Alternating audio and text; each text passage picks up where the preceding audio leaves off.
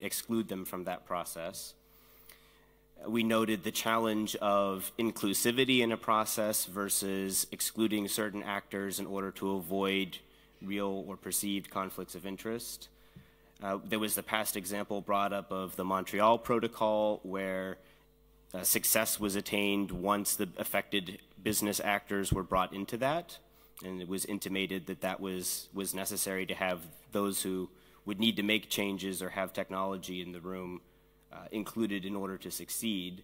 But we also had strong messages looking at how, not only within this process, but also how conflict of interest manifests more at the national level, where you would see that there's certain non-party stakeholders having a stronger influence on writing legislation or the policy process. So it was then also considered whether we should have more of each national circumstance trying to arrive at a conflict of interest policy, or if more in line with the tobacco convention example, that you would have agreement between countries on conflict of interest at the international level, intergovernmental level, and then have that trickle down into the national level. So that might also be something that we think about is, you know, where is the appropriate battlefield for this, and could we tackle it in the UNFCCC or not? Then just to quickly draw attention to some other points not on conflict of interest, a very good point was that you often need the existence of some good structures that facilitate the engagement of different kinds of stakeholders. For example, that you might have meteorologists who don't have a budget to go and engage with rural farmers.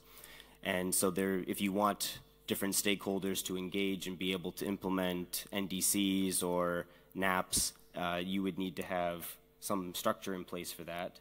And the importance of having a coherent vision that would guide action at the national level, and of course to have non-party stakeholders feel an ownership in that process, and that it's a two-way process, that the non-party stakeholders aren't only bringing inputs to the governments in this process, but that they're also then bringing something back to their members, their community, whoever it is that they are on behalf of. And then also the point that NDCs need to be implemented with a vertical governance integration, so that you're having local governments fully integrated with other subnational governments, national governments, in order to implement NDCs.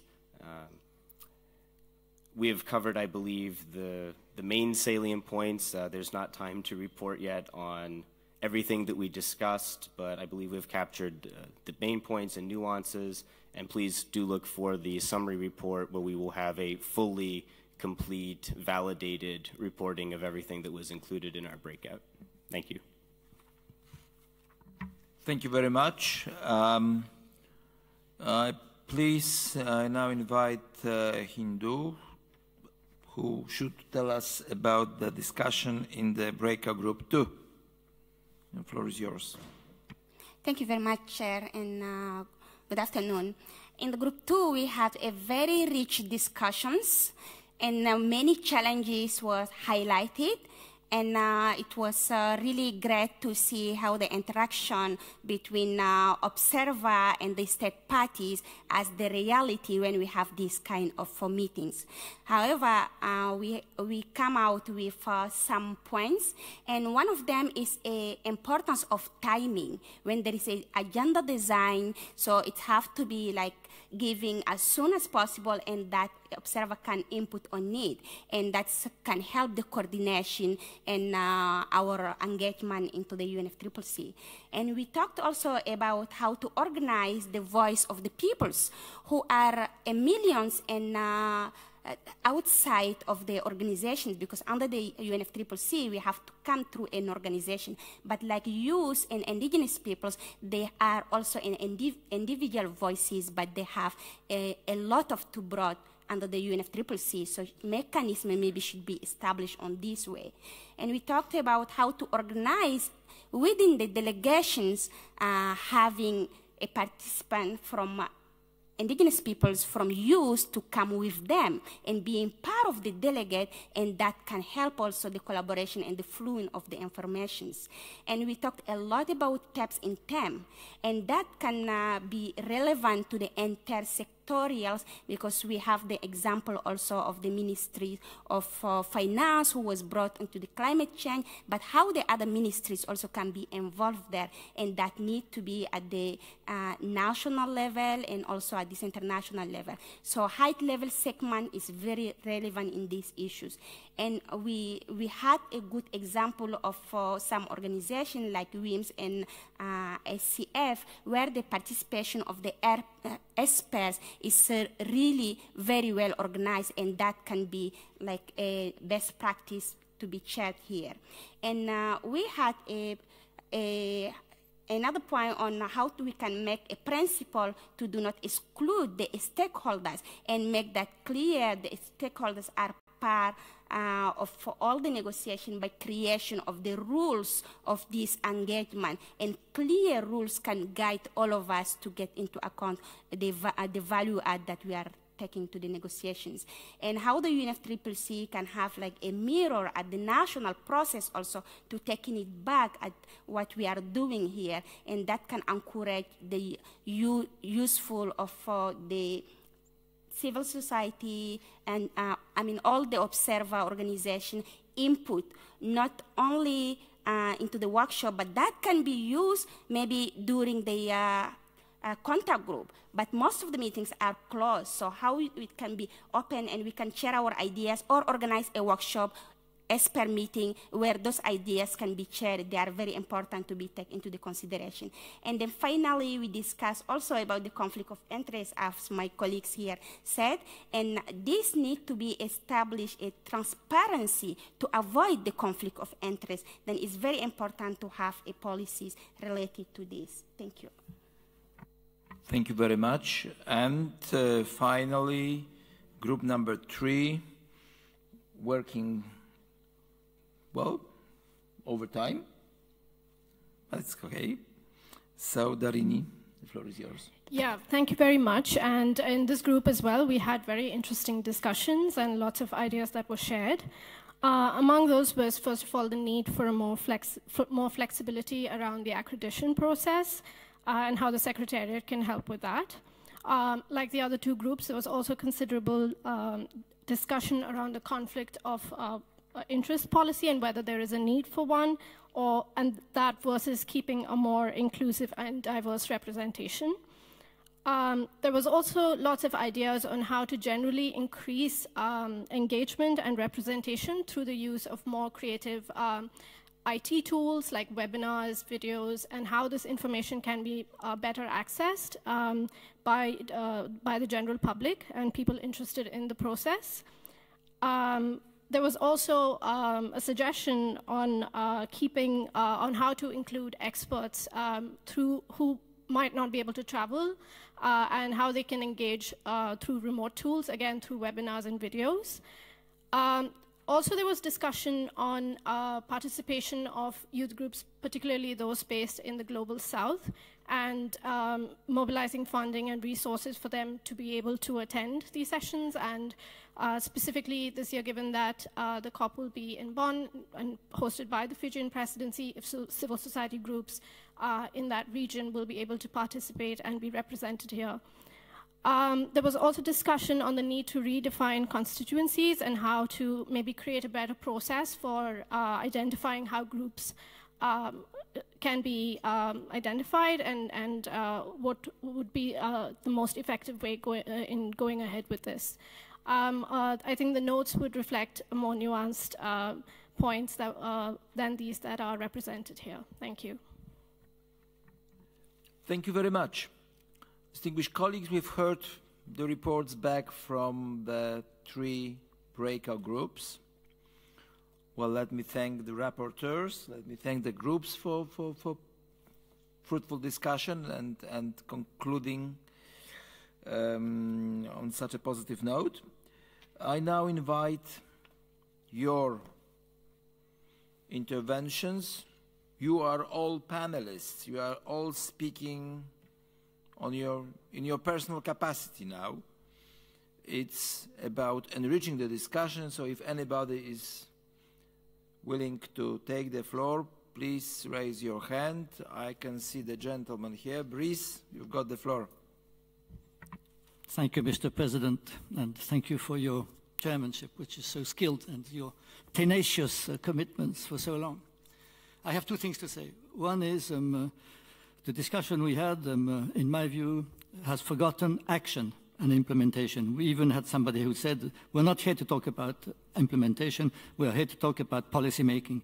And so the question is, we are not only here to become ourselves very skillful negotiators, we are also here to implement and to be interested by the action.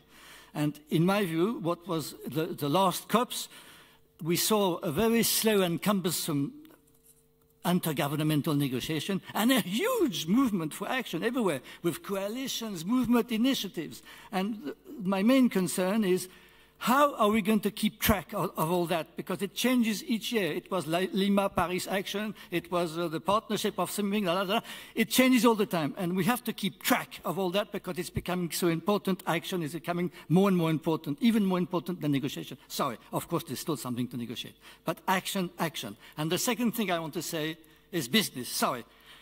Some governments are much worse than business. Jesus Christ. I mean, it's incredible. You must understand that when you discuss with oil companies, most oil companies are state-owned.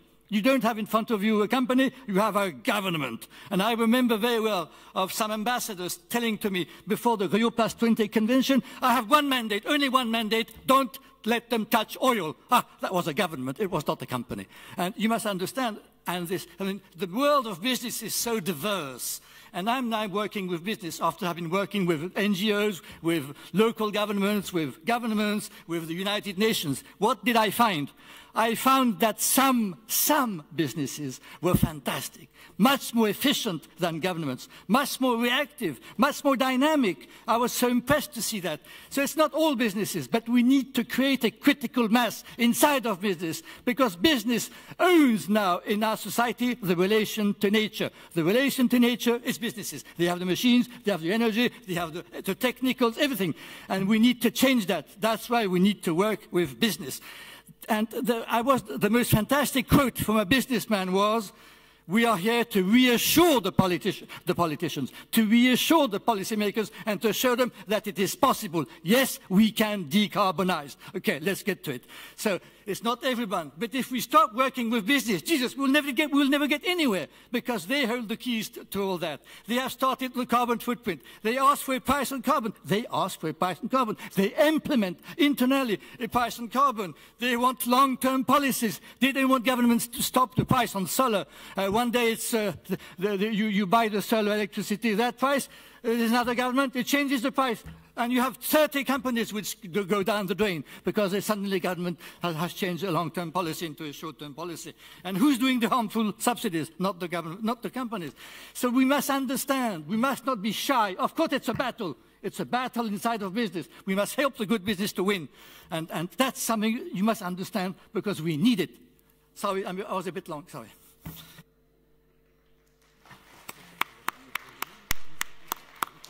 Well, I don't know what to say. Thank you very much. Marianne? My intervention will be a little less energetic. I just want to, actually it'll be just as energetic. I just won't be quite as loud, I guess. I really want to thank you for giving us this opportunity to come together, as you said, to talk to each other, to talk as a group, and to be able to express our commonalities as well as our differences, and to realize that we have many different interests here, but that we all are trying to really make a difference and to make the Paris Agreement work. So I really want to thank you, Tomas, for giving us this opportunity, and to the COP in general for mandating this. But I particularly want to thank Megumi Endo and the people she works with for the work that they did in putting this together. So.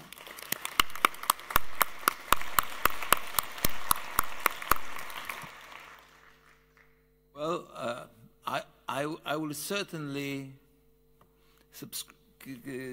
add to this thanks to Megumi a little bit later, but I'm sure it's very well deserved. Gratitude. Any tweets that you would be willing to share with us?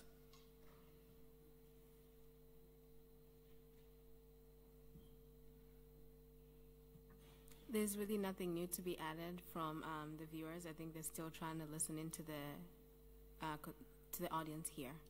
Okay, thank you very much. And NGO, it's Climate Justice Network, am I right? Yes, NGO Good. Climate Justice Network, thank you very much. I think we've heard discussion about financial resources at this meeting and how important that is to enable people to participate. And I think this reflects the reality we all know that money makes a difference and economic power makes a difference.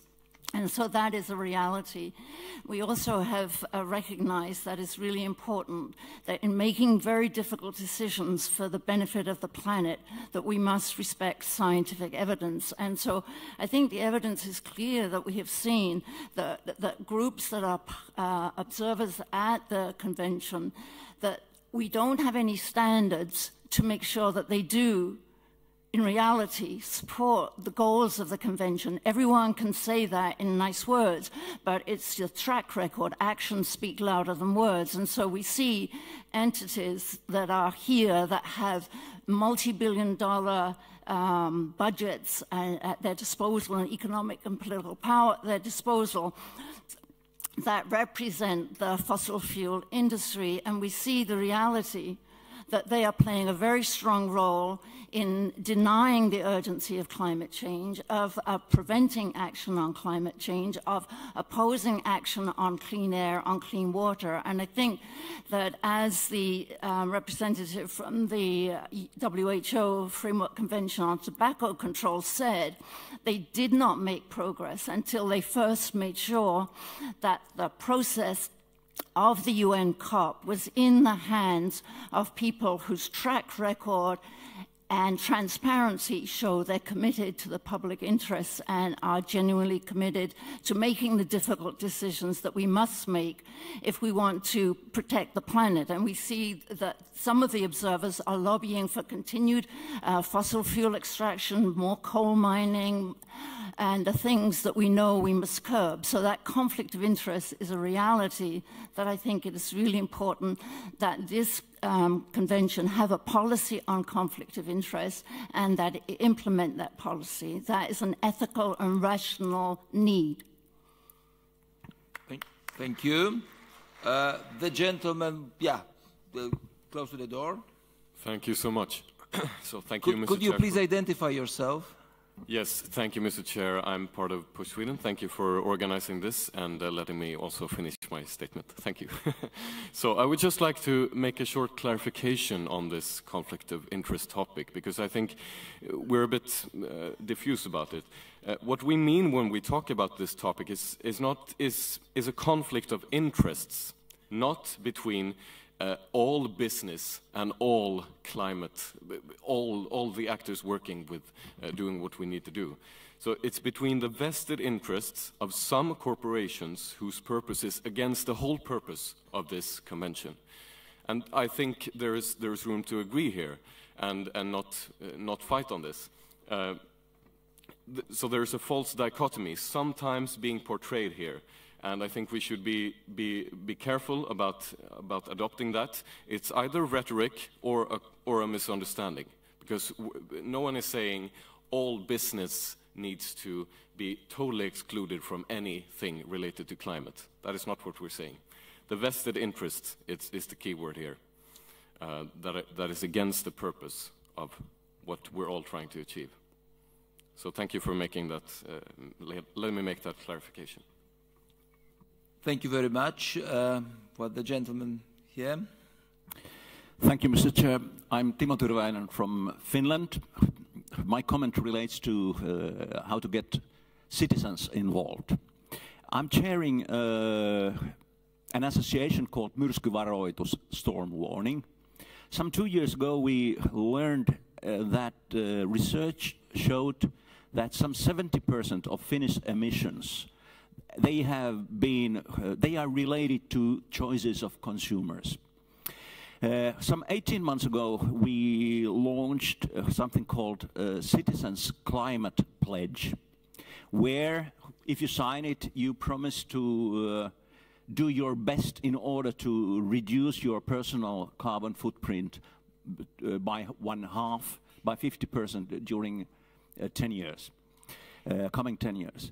Some 8 months ago, or 12 months ago, UNFCCC heard about our initiative and told, hey, wait a minute, no one has launched anything like that before. 8 months ago, we signed an agreement with UNFCCC that we try to create a kind of global prototype of this launching. If you Google Citizens Climate Pledge, you will end in UNFCCC pages to climate action pages and like that. Wait a minute, I think this is something that all clever governments should promote, this kind of initiative in their countries, and support that people everywhere could sign it and show by signing that to companies, to politicians, that hey, we are serious in our attempt to save this planet. Thank you. Thank you very much. Yes, please.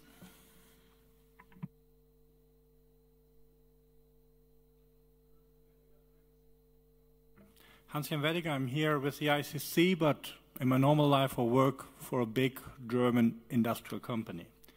I find this discussion very interesting. Vested interest, yes. Does it mean I now exclude all the trade unions that represent coal workers? All these young women in the oil industry federations or associations? I think we have to look at the process.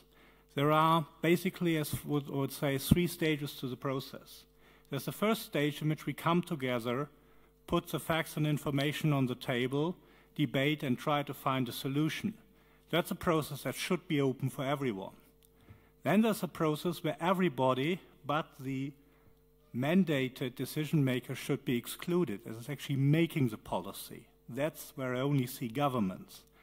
And then, and that's something we are forgetting, I find a little bit, there's a third phase afterwards, which is to make sure that these policies are not papers on a UN website, but really practical policies implemented in daily life. And there we need everyone, especially certainly those which have the hardest problem, their constituency, to convince the people to do it. I think the trade unionist from the coal industry, he will have the hardest job in the end. And definitely he should be there, because without him we will not get that transition right which we need. Thank you very much. I see the gentleman here. I don't see the name on the plate. Thank you. So my name is Ben Schachter. I'm with the Office of the United Nations High Commissioner for Human Rights. And I apologize I didn't have a plate. But I wanted to one, thank you all for organizing this session. It's particularly important because all persons have a right to meaningful, effective, free, informed participation. And I think in this context and in these halls and at the UNFCCC, one of the things you don't see a lot about is the people who are actually affected by climate change having the opportunity to influence the decisions here. And I think that enhancing observer participation needs to be oriented towards enhancing the participation of the persons who are most affected by climate change and whose rights are affected. And so in that context, I want to also tie this discussion into a couple of discussions which will take place later on during the session, one being the discussion of the Indigenous peoples, local communities, and Indigenous peoples traditional knowledge platform, another being a discussion of gender action plans, and just emphasize again that it's really important we keep bringing views of people affected, rights holders, into the conversation here, and that this will improve climate action And you know, according to the IPCC, bringing in diverse perspectives actually leads to more effective climate action, but that it's also a right of all people. And so it's really important to take that rights-based approach and acknowledge that we don't have everybody in the room here today that should be here, and that we need to take steps to make sure we're improving the situation going forward.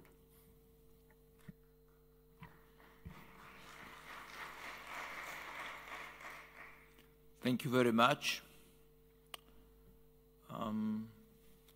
Unless I see more. Yes, please. Dan Belusa, Danish NGOs, mostly environmental. And I think it's, and thank you for this whole discussion, I think what we have is a situation where we are talking about something so complex that even if we brought a lot more people than we already bring, it would be very difficult for everyone to understand what's actually going on. And it is, and I think one of the things we really need to bring out back to take this discussion back to the nations, back to the people, by actually, like whenever our governments goes out and say, here's our goals for the next period, making the new NDCs, they will be saying it's a great NDC. It will be so great NDC, and that's what they'll be telling us. And we as a public, I mean, we as NGOs might know different, but we don't have the baseline to compare with. And you as a UNFCCC don't have the right to tell the governments this is not ambitious. That's the job of their populations to do it. And what we really need is that when the government comes out and says we will do this, we need as a population to have the baseline to compare to. Is that really ambitious? Is that high enough? And I think this is something where the UNFCCC cannot be the one sanctioning the governments. That's not the job of the UNFCCC, but I think it's the UNFCCC can provide the populations the tools to tell their own governments that that's not ambitious enough. And I cannot find the exact a little bit in every piece of negotiations, but in many sessions I think we can define what is technically possible, and that will be a lot higher than what is politically agreeable. Thank you. Thank you, Tomas. Very briefly, I wanted to highlight at the conclusion of this workshop the importance of taking the lessons discussed here, not only when parties will be discussing the conclusions of the SBI, but also to reflect on what are the implications of the discussions we had today about inclusiveness and transparency for specific agenda items that touches on this matter, specifically, for instance, those that are related to the implementation of the Paris Agreement. There is a lot of points that were discussed today that are also relevant to APA agenda items, various SBSTA or SBI agenda items. It's very important that as parties move forward after this workshop, that they consider not only the lessons for the SBI agenda item on arrangement for intergovernmental meetings, but also across all of these 2 weeks of discussions. And we would like at the Climate Action Network to congratulate the Secretariat for the organization of this panel and to thank parties for having created the space for us to have these interactions, and look forward then to working with all of you to make sure that the conclusions we reached today, the discussion we had, can really have an impact on a lot of decisions that will be made during the next 2 weeks and the next 18 months, more generally speaking. Thank you. Thank you very much. Yes, please. And,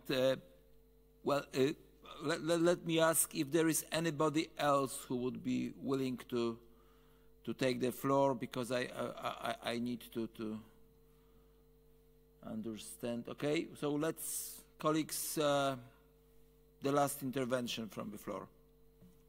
Thank you very much. My name is Pascal Sabido from Corporate Europe Observatory, a member of Climate Justice Now. Thank you for this space that's been provided. I think it's a very important one. I just wanted to, I guess, underline what we have before us, the potential of where this space could go. I mean, we all know we're facing a climate crisis. It's nothing new. More than 60% of the emissions, however, come from the energy sector. They come from the same sector, oil, coal, gas, the energy sector. And we now know also that we need, in order to stay below 2 degrees, let alone 1.5 degrees, we need to leave 80% of fossil fuels in the ground. That's a huge challenge. We know we need to transform our economies, transform our energy sector. But of course, there's going to be winners and losers. This is clear. This is why we've not made progress in this process since 1992. We've got to where we've got. We haven't got any further. We've known about this for how long? Winners and losers.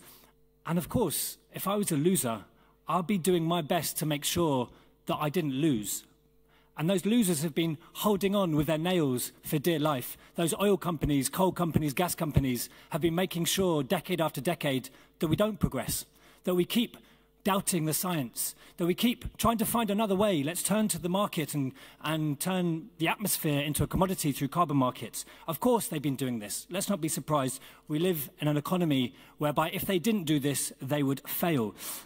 So if they're clinging on to dear life by any means possible, then what do we need to do? Of course, we can't let losers fall by the wayside. We can't not listen to them. They need to be brought in. But the question is, where and when do we listen to them? We need to listen to them when it's appropriate. We need to get people's views, but we can't have them in the core of decision-making. And of course, if we're talking about fossil fuel companies losing, we're talking about hundreds of thousands of workers. That's a huge proposition. We need to make this transition not just, it's not technical, it's not just about energy. These are about lives, these are about livelihoods, people's families they're supporting. So we need that just transition. But that just transition and making the transition towards a new energy system, that's the next step. That's not deciding the emissions limits we have now. That's not deciding if we go for carbon trading or not, or if we tell fossil fuel companies to leave it in the ground. That's the next step. So we need to be very, very clear. Here in this space in the UNFCCC, we have a huge opportunity to show the world that actually these countries gathered here, civil society, all interests, we are serious about this.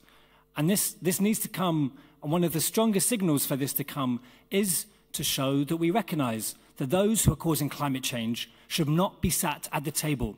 Those who want to burn down the table have no place at it. So what comes out of this? A conflicts of interest policy which recognizes that the interest of indigenous peoples, of women, of trade unions, workers, families, of myself, part of the environmental NGOs, are not the same as those fossil fuel companies. And I think we're right to distinguish between different types of businesses because many have been used as a smokescreen by those very same fossil fuel companies who want us to take no action. But we can set an example here to the rest of the world to show that we can do this, that we are serious, that it's not just hot air, which most people outside of this bubble think it is. And it's incredibly important. And we have the example of the World Health Organization. Because what happened in the World Health Organization, creating the firewall between tobacco lobbyists and public health officials, it didn't just affect the UN, the World Health Organization in that space. It trickled down. It made sure every single country who signed up also had to implement those policies. Because we know this space is contested, but where the real power is at national level. It's in the capitals. I work in Brussels. I'm from London. Those are two of the biggest fossil fuel hotspots in the world when it comes to political power.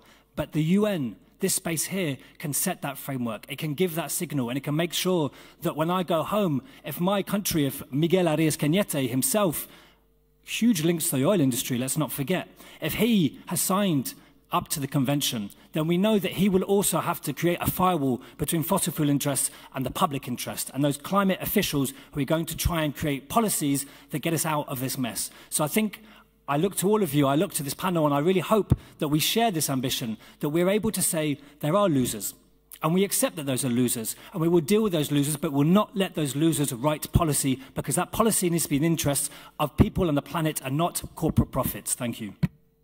Thank you very much. Distinguished colleagues, thank you very much for all the interventions. I'd like now to invite our honorary guest, His Excellency Ambassador Aziz Mekwer, who is representing the President of COP22 CMP12 CMA1, historical CMA1, to share his remarks with us. Thank you, Mr. Chair, dear Tomasz. It's a pleasure to be with you tonight, this evening, not tonight.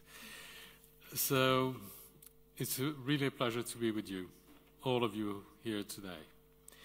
Today, through this important event, we had productive exchanges on how to enhance party and non-party stakeholder partnerships for effective engagement, enhancing emission of NDCs and NAPs through climate action, expanding the scope of non-party stakeholder contributions at the intergovernmental level, diversifying modes of engagement and facilitating the participation in the intergovernmental level. As presidency, we have advocated and we will continue to advocate strongly for deeper and more effective engagement with civil society. Throughout our presidency, our civil society pole has engaged with all of you and will continue to do so. You all know Marwan and Zineb, who are here in this room with us, and I thank them for their hard work under the guidance of Mr. Liezemi.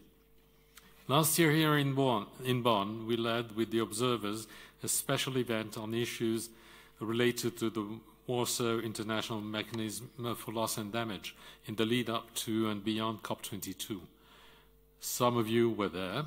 This was a very important and influential special event, the first in that space of negotiations. Another first is that we organized in Morocco post-COP civil society dialogue to exchange on COP22 and the road ahead. We are the first presidency to do so. We are pleased to see that the incoming presidency has already demonstrated strongly its commitment to follow on these efforts. We can only reiterate how instrumental these continuous interactions have been for the success of COP22 and our efforts since then. The success of COP22 was not only from the decisions made, 35, and the initiatives launched, it was also from the strong relation of trust and partnership with non-state actors who were strongly mobilized for COP22. They brought passion, vision, creativity, and tremendous initiatives. The Moroccan presidency initiated a new dynamic in which non-state actors were considered real partners. They were consulted and their propositions were taken into consideration. The presidency is grateful and looks forward to continuing its partnership with all these stakeholders. And let me tell you, as chief negotiator, I met with you several times, and your input and your advice was absolutely essential to my work before COP22 and at COP22, and it will continue to be so. It is my firm belief that non-state actors are essential to drive forward our ambition and implementation. They also greatly contribute to inform the decision-making process and showcase inspiring initiatives on the ground. They also remind us of our common purpose, which is to achieve the objectives of the Paris Agreement and the Sustainable Development Goals. All stakeholders have a role to play in driving forward and enabling ever more timely ambition and action for the climate and the broader sustainable development agenda. Non-state actors such as cities and subnational governments and all the constituencies that you represent are confronted with impacts that go beyond labeling and challenge their planning and the current and future well-being in their communities. For that partnership to evolve further, we must keep on finding ways to enhance its effectiveness. We all understand that individual efforts will never be enough. We need collective efforts, collaboration, solidarity, synergies, complementarity, and mutual emulation to achieve our goals. Yesterday, in the presidency event on climate change and the rights of the child, I heard the deeply moving testimony from Joanna, a young lady from the Philippines who survived the Haiyan typhoon. She recounted how her mother saved her life and how later on her mother died in her arms. These testimonies, as painful as they may be, remind us that climate disasters are indeed a matter of life and death for more and more of our fellow humans around the world, and particularly in the most vulnerable countries. We must be intelligent about teamwork and keep our eyes on the ball. That ball is our common well-being and life on Earth and in the seas. Our global action for the climate be within and alongside the formal process in the spirit of the Marrakesh Proclamation for our Climate and Sustainable Development and the Marrakesh Partnership for Global Action. climate action. I believe it is in the interest of every single citizen, every single organization or entity to act, and act with conviction for the climate. There can be differences in vision, some of them hanging on a certain interpretation of short-term interests and others more aligned with sustainable perspective. I believe that in 2015, the words spoke loud and clear for global sustainable development agenda. This is the vision the world set forward, and we must all embrace it. A vision with no poverty, zero hunger, good health and well-being, quality education, gender equality, clean water and sanitation, affordable and clean energy, decent work and economic growth in industry, innovation and infrastructure, reduced inequalities, sustainable cities and communities, responsible consumption and production, climate action, life below water, life on land, peace, justice and strong institutions, and finally strong partnership for all these goals. Effective engagement of non-party stakeholders is such a partnership. Thank you very much.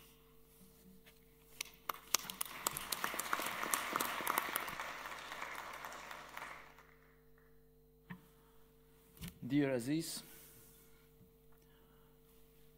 thank you very much for the words of wisdom. Let me, before I adjourn this meeting, share with you a few observations, a few remarks. And I was privileged to be with you here during the entire workshop and be able to listen to all these views and all the emotions that was built in this discussion. And I must say I'm impressed, firstly, with the level of willingness to engage in the conversation, which is not always easy. Sometimes, well, different views were presented, and those who had this conversation stayed not really convinced. But there is no other way to effectively engage in joint action, because to change the pattern of development, to enter the transition era that would take us to climate neutral future, this is our joint venture, this is our joint responsibility. This is the responsibility of governments that have to balance their actions in a way that would not affect social policies, industrial policies that would keep the environment intact. And this is also the responsibility of citizens. We are affecting climate through our choices. This is up to us.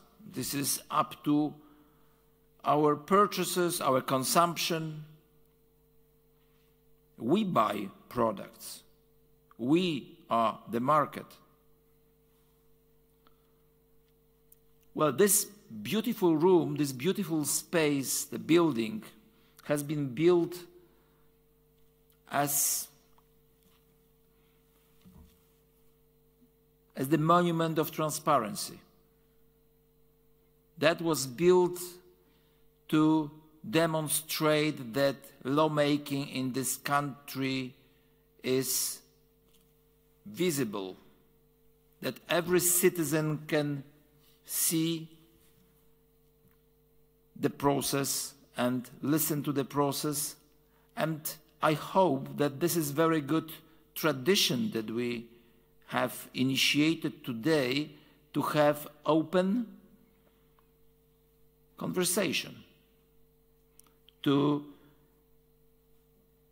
see the transparency as the prerequisite to understanding each other, prerequisite to sharing responsibility, prerequisite to inclusiveness, and that should lead us to joint action, to joint transition to where we want to be in the future.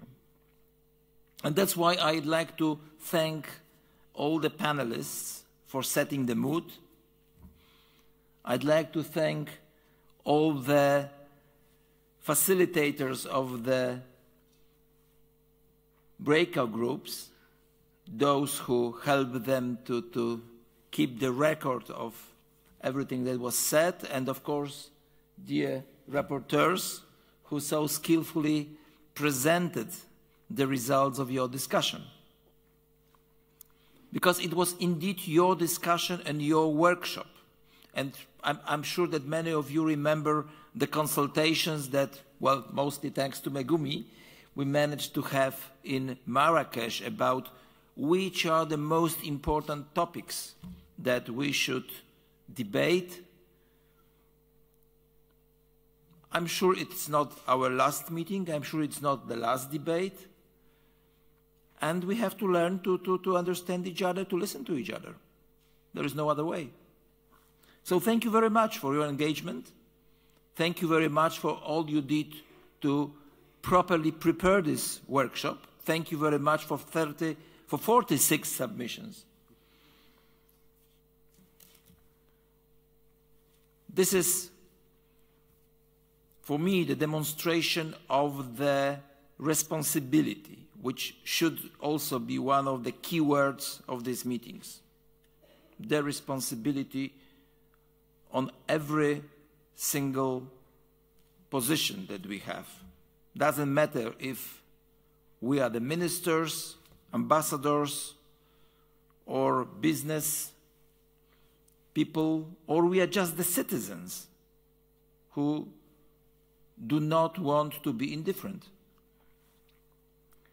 Distinguished colleagues, nothing would be possible without Megumi and the team of Secretariat, and I'd like to warmly thank her, and I think that they should be...